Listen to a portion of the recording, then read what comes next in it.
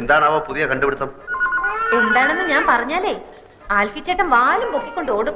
ആ ബിഗ് ബോസിൽ വന്നക്കണേ ഇവനെ ഇതിന്റെ അത്ര പ്രശസ്തി ആർജിച്ച വ്യക്തി ആരും ഇല്ലെന്ന് എനിക്ക് തോന്നണം. സാർ ഇവരൊക്കെ എന്റെ ആൾക്കാരാണ്. ഞാൻ ആരാണെന്ന് നിന്റെ വിചാരം? നീ ഏതാടാ നായേ? കൊച്ചു വെളുപ്പാൻ കാലത്തോരോ മാരണങ്ങൾ വന്ന് കേറിക്കോളും മനുഷ്യരെ ഉപദ്രവിക്കാൻ.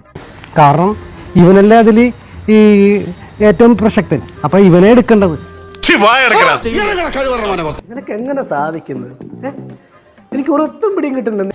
പിന്നീട് മറ്റവരൊക്കെ എടുത്തത് എന്തുകൊണ്ടാണെന്നുള്ള അറിയാൻ പാടില്ല. അതിന്റെ പിന്നിൽ പ്രവർത്തിച്ചവർ എന്താ സംഭവിച്ചതെന്ന് എനിക്കറിയാൻ പാടില്ല. തന്ത ഇവന്റെ ആണെന്ന് അറിഞ്ഞപ്പോഴേ വിവരം കേട്ടവനാണെന്ന് അറിയാമായിരുന്നു. മത്തം കുത്തിയ കുമ്പളം മുളക്കില്ല എന്ന് കേട്ടിട്ടില്ലേ? കാരണം ഇവൻ വളരെ ഫേമസ് ആ. ദേശീയ പുരസ്കാരം നിങ്ങൾ കിട്ടിയിട്ടുണ്ടോ? നീ സിനിമ നടന്നു അങ്ങനെ എന്തെങ്കിലും ആരെങ്കിലും ആണോ? പിന്നെ നിന്നെ അറിയാൻ എനിക്ക് അറിയില്ല ആരാ നീ. ഇവന്മാരെ ശരിക്കും മനസ്സിലായിട്ടില്ല. ഇവിടെ ഈ ലൈഫ് ബോയ് സോപ്പിന്റെ പരസ്യത്തില് സോപ്പ് ഒരച്ച് കഴിയുമ്പോ എല്ലാ കീടാണുക്കളും ചത്തൊടുങ്ങിട്ട് 2 കീടാണുക്കൾ മാത്രം ബാക്കി വരില്ലേ? ആ 2 കീടാണുക്കളാണ് ഇരിക്കുന്ന 2 ഡിങ്കും മിങ്കും. ഇപ്പൊ ഈ നമ്മുടെ കേരളത്തിൽ തന്നെ മൊബൈല് സ്മാർട്ട് ഫോൺ ഉപയോഗിക്കാത്ത ആൾക്കാർ തന്നെ ഇല്ല, ചുരുക്കുക. ഈ എല്ലാ ആൾക്കാരും ഇവനെ കണ്ടിട്ടിരിക്കുന്നത്. എന്തിനാണോ ഇങ്ങനെയുള്ളതിനൊക്കെ ഉണ്ടാക്കുന്നത്?